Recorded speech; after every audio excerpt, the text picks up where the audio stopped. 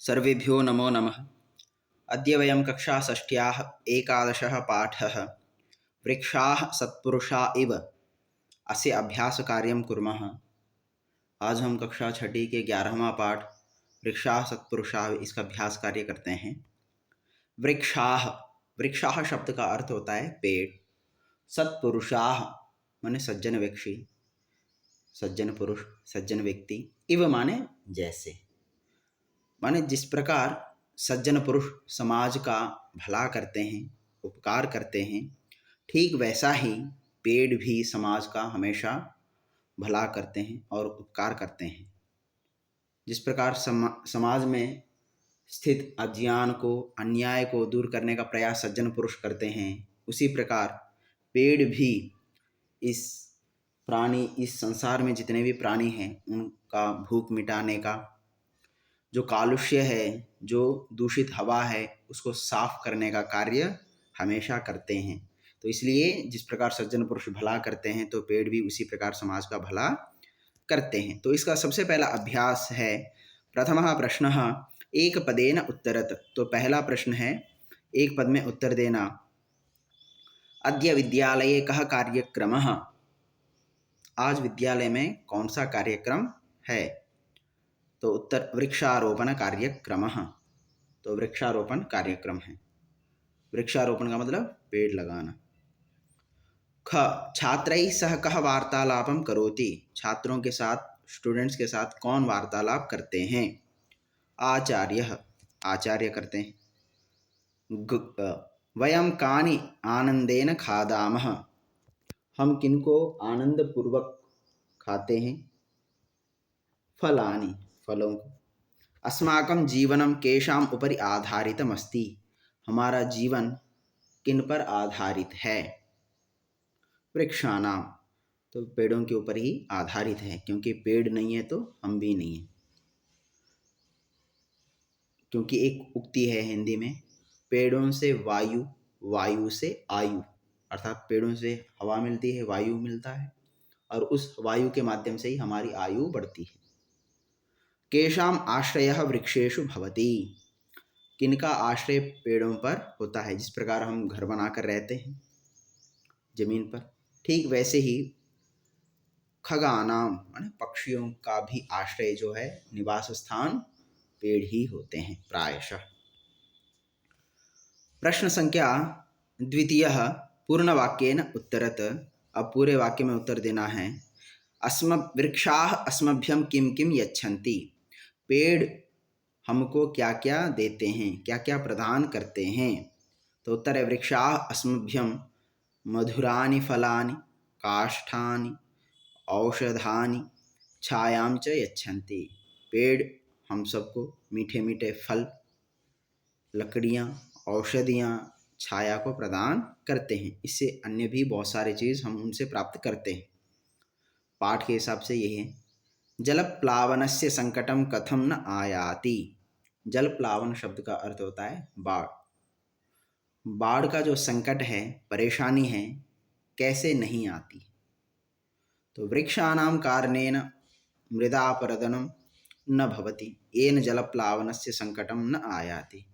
अर्थात पेड़ों के कारण ही जमीन का जो कटाव है, मिट्टी का जो बहना है, वो नहीं होता है, और जिसके माध्यम से बाढ़ जैसी संकट, परेशानी नहीं उत्पन्न होती है। किम श्रुत्वा सर्वे हसन्ति। क्या सुनकर सभी हंसते हैं। आचार्यस्य कथनम। आचार्य जी के कथन, टीचर के कथन को, वचन को सुनकर सर्वे श्रुत्वा सर्वे हसन्ति, सभी लोग हंसते हैं। तो क्या है वचन। भवान सर्वदा खादन विषये एव चिंतयति। तो आचार्य ने कहा, क्योंकि बालक ने कहा था फल बहुत अच्छे लगते हैं, तो कहा आप हमेशा खाने के बारे में विचार करते हैं, सोचते रहते हैं। इस बात को सुनकर सभी लोग हंसे। वृक्षाः सत्पुरुषाः इव कथम भवन्ति। पेड़ सत्पुरुषों के जैसे कैसे हो सकते हैं, उनके तुल्य कैसे हैं, किस प्रकार हो सकते हैं, वो समान बराबर कैसे हो सकते हैं। तो कहा अन्येभ्यः छायां कुर्वन्ति स्वयं आतपे तिष्ठन्ति फलानि अपि परार्थाय भवन्ति इत्थम वृक्षाः सत्पुरुषाः इव भवन्ति। जो छाया होती है वो अन्यों को प्रदान करते हैं पेड़, परंतु खुद हमेशा धूप में रहते हैं। फल भी दूसरों को देते हैं। तो इस प्रकार से संपूर्ण जीवन ही वो दूसरों के लिए ही कार्य करते हैं। जिस प्रकार सत्पुरुष करते हैं वैसे पेड़ भी करते हैं। तो इसलिए तो दोनों में एक समानता है। तो इसलिए यहाँ पर सत्पुरुष के समान ही वृक्ष को माना है। प्रश्न संख्या तृतीयः स्थूल पदानि अधिकृत्य प्रश्न निर्माणं कुरुत। स्थूल पदों को लेकर हमें प्रश्नों का निर्माण करना है। तो सबसे पहले एक उदाहरण में दिया, वार्तां श्रुत्वा सर्वे हसन्ति। बातचीत को सुनकर सभी हंसते हैं। तो वार्तां श्रुत्वा के हसन्ति, क्योंकि यहाँ पर सर्वे शब्द प्रथमा विभक्ति बहुवचन का है। तो किम शब्द का पुल्लिंग प्रथमा विभक्ति बहुवचन में बनता है के। अब आगे हैं वृक्षाः वृक्षाः छायाम अपि यच्छन्ति। तो यहाँ पर पेड़ छाया को भी देते हैं। तो यहाँ पर छाया शब्द को प्रश्न में बदलना है। तो छाया शब्द स्त्रीलिंगवाची है और यहाँ पर द्वितीय विभक्ति एकवचन है। तो किम शब्द का स्त्रीलिंगवाची द्वितीय विभक्ति एकवचन होता है काम। फिर दूसरा प्रश्न है, जीवनम वृक्षाणाम उपरि आधारितम अस्ति। जीवन पेड़ों के ऊपर ही निर्धारित है, आधारित है। तो यहाँ पर वृक्षाणाम शब्द षष्ठी विभक्ति बहुवचन का है। तो उसका किम शब्द का पुल्लिंगवाची षष्ठी विभक्ति बहुवचन में बनता है केशाम। तेन एव अस्माकं प्राणाः चलन्ति। तेन उनके द्वारा ही हमारे प्राण चलते हैं।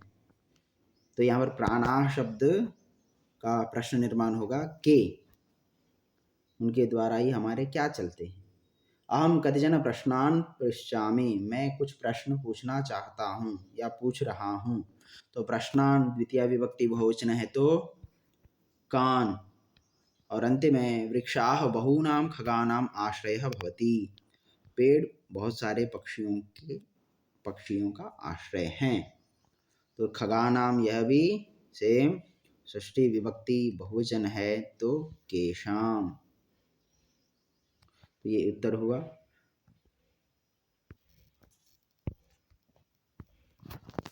तो ठीक अब देखिए यहाँ पर दिया है वृक्षाः काम अपि यच्छन्ति, जीवनम केशाम उपरि आधारितम, तेन एव अस्माकं के चलन्ति, अहम कतिचन कान पृच्छामि, वृक्षाः बहूनां केशाम आश्रयः भवति। प्रश्न संख्या चतुर्थः मंजूषातः पदानि चित्वा अन्वयं पूरयत्। अन्वय का तात्पर्य होता है बच्चों श्लोक को अर्थ के अनुसार क्रमपूर्वक लिखना ही अन्वय है। माने श्लोक में शब्द कोई आगे होता है कोई पीछे होता है, परंतु जब हम अर्थ निकालते तो उनको एक क्रम से लिखते हैं, उस लिखने को ही हम अन्वय कहते हैं। तो जैसे उदाहरण के लिए मंजूषा दिया हुआ है और उस मंजूषा के हिसाब से आपने पूरा करना है। मंजूषा छायाम फलानि सत्पुरुषाः तिष्ठन्ति। छाया मतलब छाया को, फलानि फल, सत्पुरुषाः सज्जन पुरुष, तिष्ठन्ति ठहरते हैं। वृक्षाः अन्यस्य डैश कुर्वन्ति, स्वयं आतपे डैश डैश अपि परार्थाय यच्छन्ति, वृक्षाः डैश इव भवन्ति। तो ठीक देखिए वृक्षाः अन्यस्य छायां कुर्वन्ति, पेड़ अन्यों को छाया प्रदान करते हैं। स्वयं आतपे तिष्ठन्ति, खुद गर्मी में ठहरते हैं, धूप में ठहरते हैं। फलान्यपि फल भी दूसरों के लिए ही देते हैं, इसलिए वृक्षाः सत्पुरुषाः इव। तो ये अन्वय हुआ है। प्रश्न संख्या 5। अब यहाँ पर आपने जो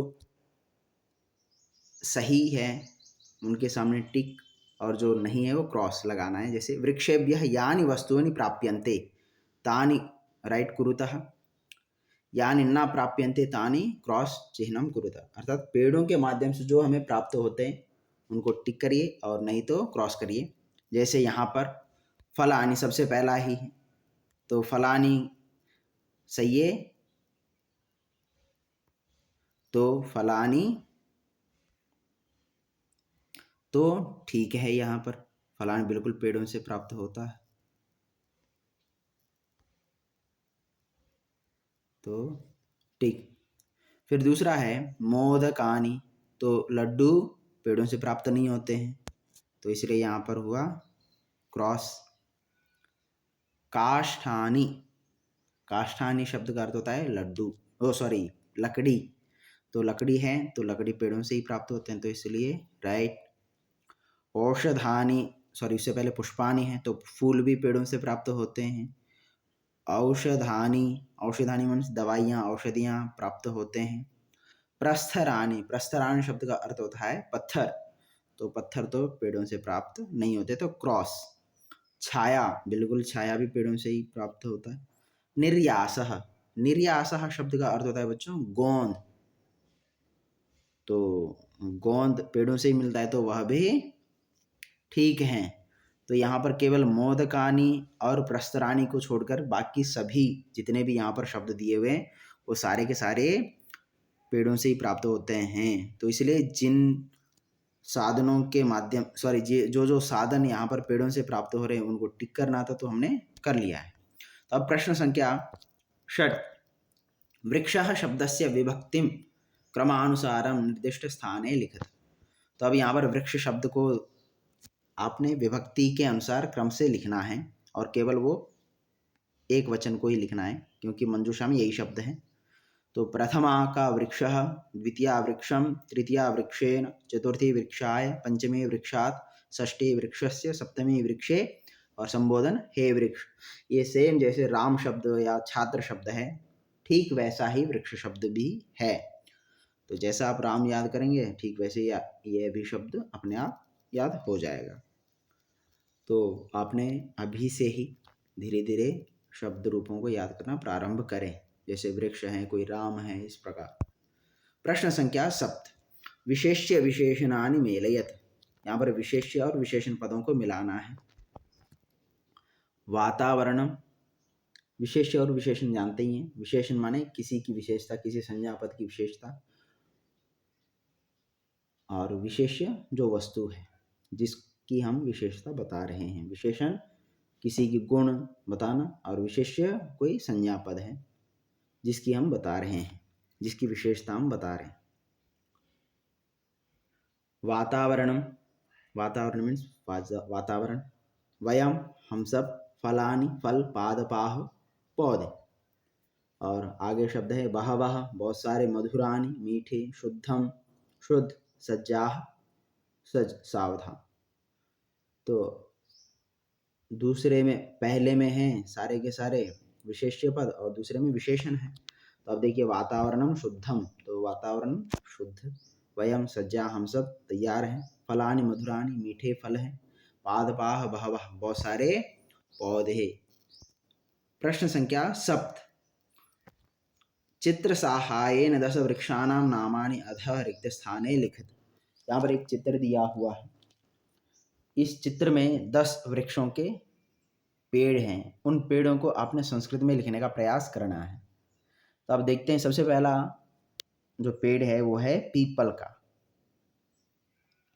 पीपल को कहते हैं अश्वत्थः। फिर है नींबू का, नींबू का जो पौधा है उसको कहते हैं जंबीर वृक्षः। फिर है जामुन, उस जामुन को कहते हैं जंबू वृक्षः। फिर है आगे लीची, लीची को कहते हैं लीचिका वृक्षः। फिर है कटहल, इसको कहते हैं पनस वृक्षः। फिर है केला, कदली वृक्षः। फिर है अमरूद, अमरूद को कहते हैं दृढ़ बीज वृक्षः अथवा बीजपूरम वृक्षः। फिर है सेब, सेब वृक्षः। फिर है आंवला, आंवला को कहते हैं आमलक वृक्षः। और नारियल का जो पेड़ है उसको कहते हैं नारिकेल वृक्षः। तो जैसे यहाँ पर सभी 10 के 10 नाम दिए हुए हैं। हो सकता है आप अन्य भी पेड़ों के नाम लिख लें, परंतु यहाँ पर जो चित्र में दिया है केवल उन्हीं का लिखना है, और आप अन्य याद करेंगे तो बहुत अच्छा रहेगा। तो बच्चों धन्यवाद। यह वीडियो यदि पसंद आए तो आप लाइक, कमेंट्स और शेयर ज़रूर करें, और इस चैनल को ज़रूर ज़रूर ज़रूर सब्सक्राइब करें, क्योंकि आगे आने वाली वीडियो को देखना चाहते हैं। तो धन्यवाद।